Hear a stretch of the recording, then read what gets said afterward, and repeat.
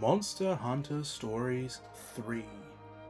Why did no one tell me about this? Look at it! This is awesome!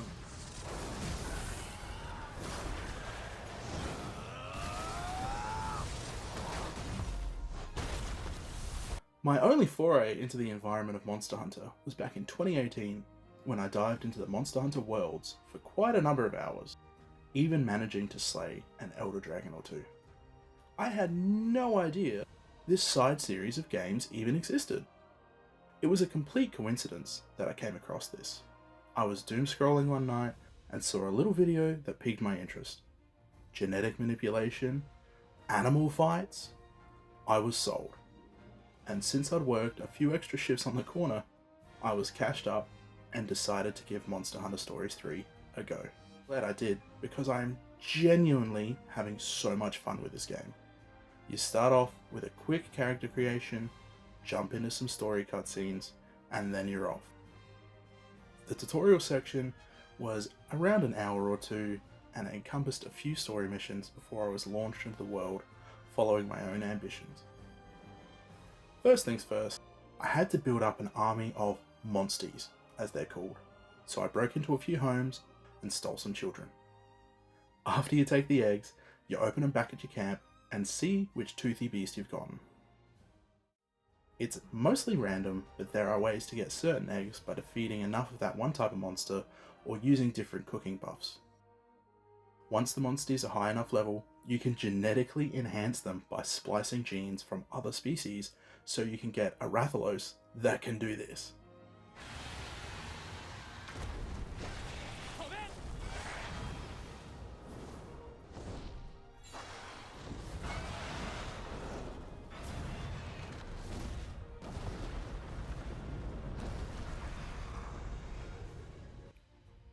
You get bonuses by selecting matching attributes or damage types, and if you match 3 same type buffs in a row, you can get additional bingo bonuses, as they're called.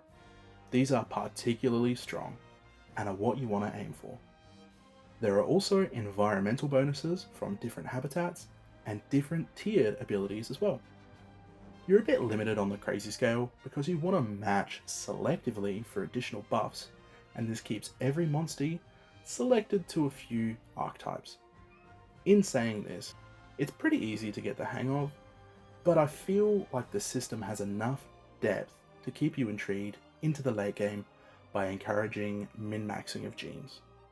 Because nothing says friendship like selectively breeding your companions for optimal violence. Let's talk about the battling next. Like Pokemon, you have a team of 6 monsties that you can cycle through during battles, and each of them have different types of attacks attributed to a rock paper scissors style matchup system. If you beat the enemy monstie in a face-off by selecting the correct type attack, you get a damage bonus and their attack's pretty much negated. But the inverse is also true.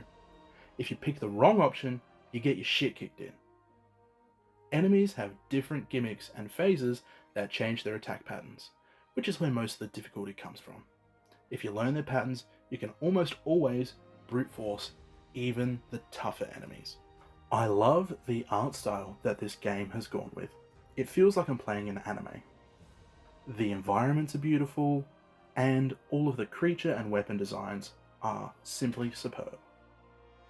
In relation to the acting, I think the English VAs honestly did a great job, but the Japanese audio is just next level fantastic.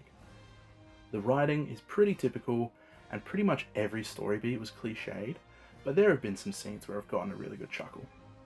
I was always looking forward to getting to a new area to discover different monsties and add them to my team. I even enjoyed the gameplay enough to go back to previous areas and complete them, so I could get enough monsties for environmental rehabilitation, and ensure I got rarer variations for my team. This is the make or break of the game in my opinion. If you like the grind of hunting for better and better monsties, you're gonna love it. Otherwise, I'm not sure it'll be for you. Going and hunting those extra eggs, releasing them again to get the S tier monsters, is where you're gonna spend most of your time in the game. Now, let's talk about some negatives. Firstly, it's 2026. Why isn't there an option to pause a goddamn cutscene? It shouldn't be that hard. Secondly, there are lots of collectibles in the overworld that you use for crafting, and I hate missing out on loot. So I found myself just mashing X to collect while traversing to pick up overworld objects. At least if they're grouped together, you can grab multiple. I will admit, it actually took me 20 hours to figure out you can just hold the X button while you're walking around and you'll vacuum everything up while you walk. I didn't see it mentioned anywhere, it just happened by chance. The final issue I have with the game is the enemy AoE attacks. It could be because I'm using the wrong gear or the wrong build for the monster I'm fighting, but it seems like the AoE attacks in this game are crazy strong. I was going back to hunt monsters in the first area of the game. I was at least 10 to 15 levels higher than anything I was fighting, and if I got hit by an AoE attack, it was almost insta-death for me. The game has a 3 hearts system, and your partner counts towards your heart total. If you get wiped out by an AoE, it takes you down to just 1 heart because your monster takes 1 and you'll take 1. Again, this could be a possible skill issue, but it is something to note. All in all, I highly recommend playing this game. I'm having a great time, and I plan on raising my army of genetic super freaks to conquer the world of Monster Hunter stories. Thanks for watching. Let me know your thoughts in the comments below, and if you liked the video, make sure to click like and subscribe so I can make some more. You can also find me on Twitch, streaming every so often. Thanks, have a good one.